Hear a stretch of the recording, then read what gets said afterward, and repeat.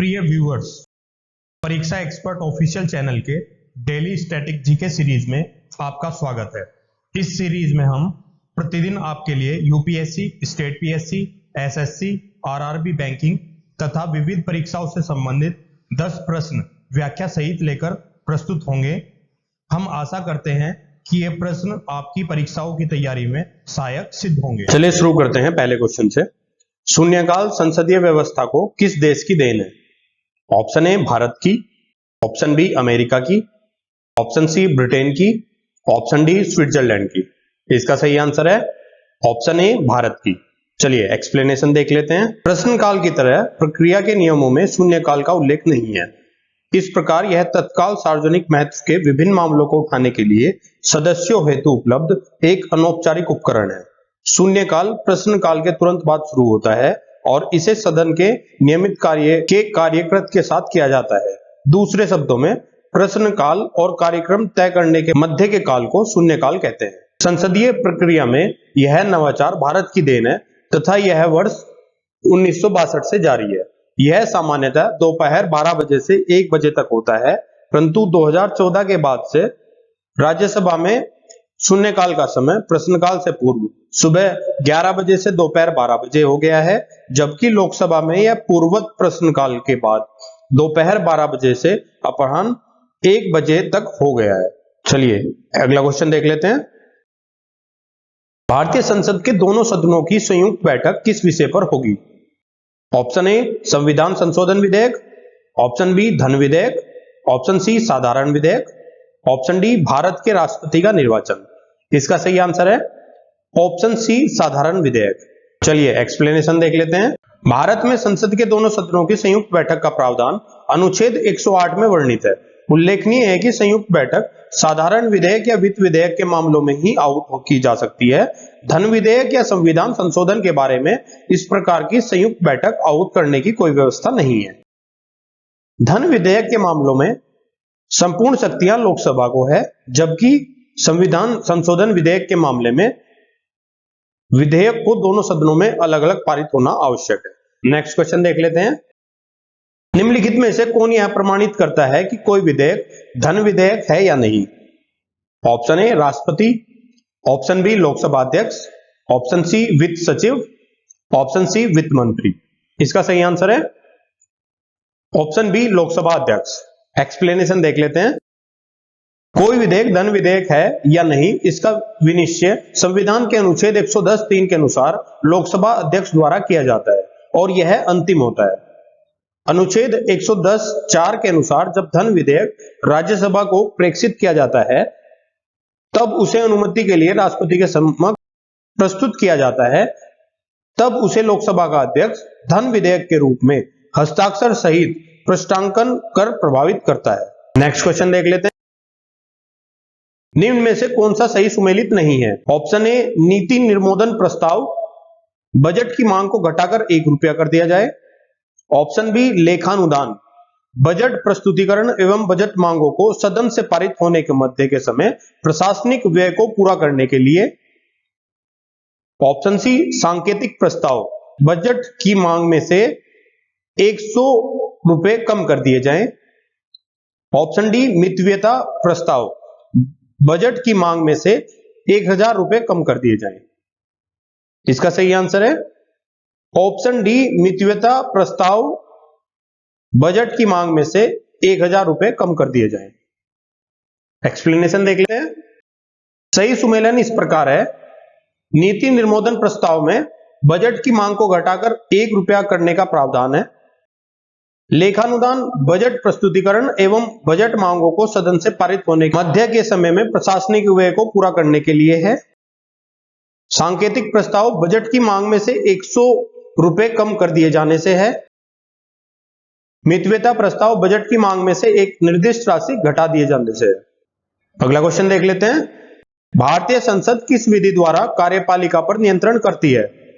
Option A संसदीय समितियों के माध्यम से, ऑप्शन बी विभिन्न मंत्रालयों की परामर्शदात्री समितियों के माध्यम से, ऑप्शन सी प्रशासकों से सर्वाधिक प्रतिवेदन भिजवाकर, ऑप्शन डी कार्यपालिका को रिट जारी करने के लिए बाध्य कर।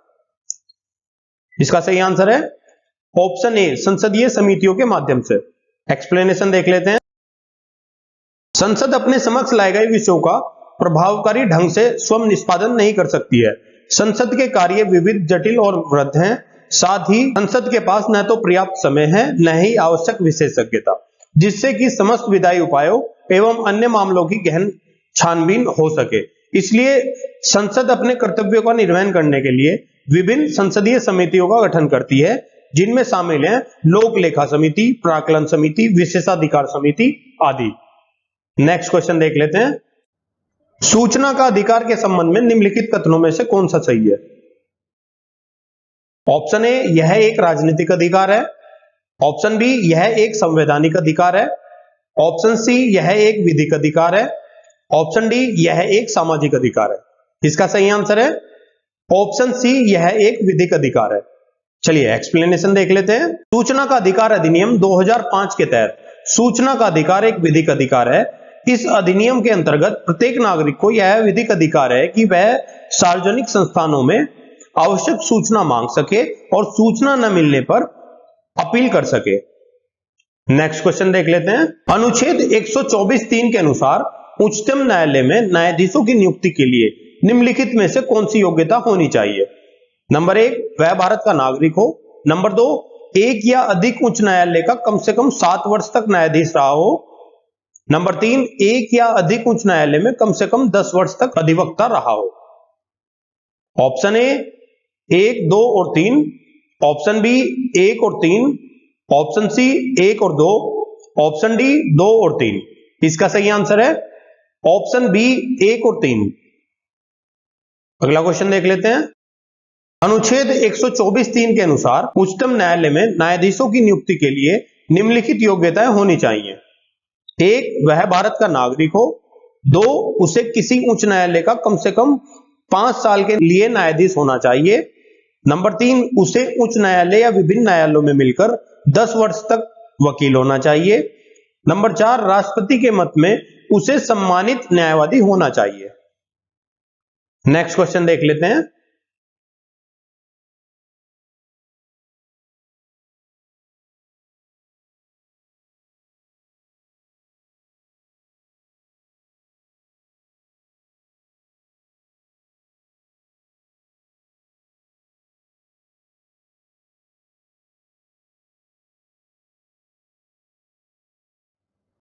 केंद्र और राज्यों के बीच होने वाले विवादों का निर्णय करने की भारत के उच्चतम न्यायालय की शक्ति किसके अंतर्गत आती है?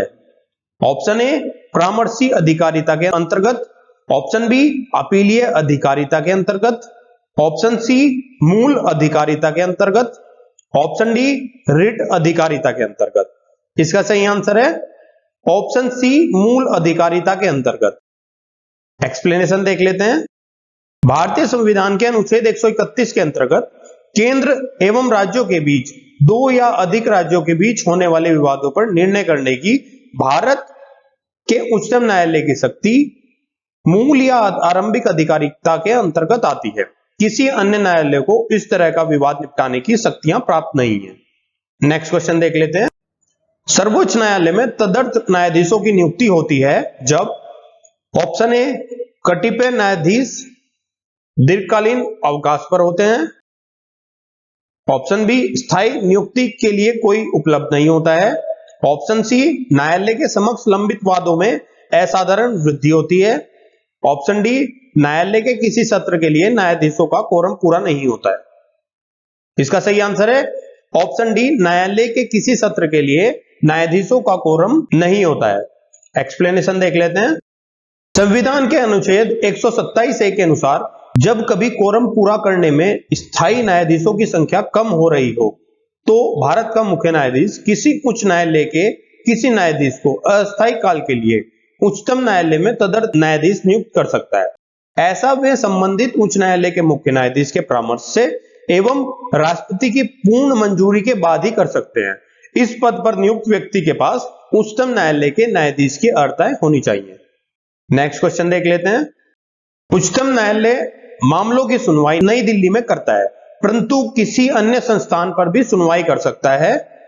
ऑप्शन ए राष्ट्रपति के अनुमोदन से, ऑप्शन बी यदि उच्चतम न्यायालय के न्यायाधीश मेजोरिटी से यह तय करें। ऑप्शन सी संसद के अनुमोदन से। ऑप्शन डी राज्य विधानसभा के अनुरोध पर।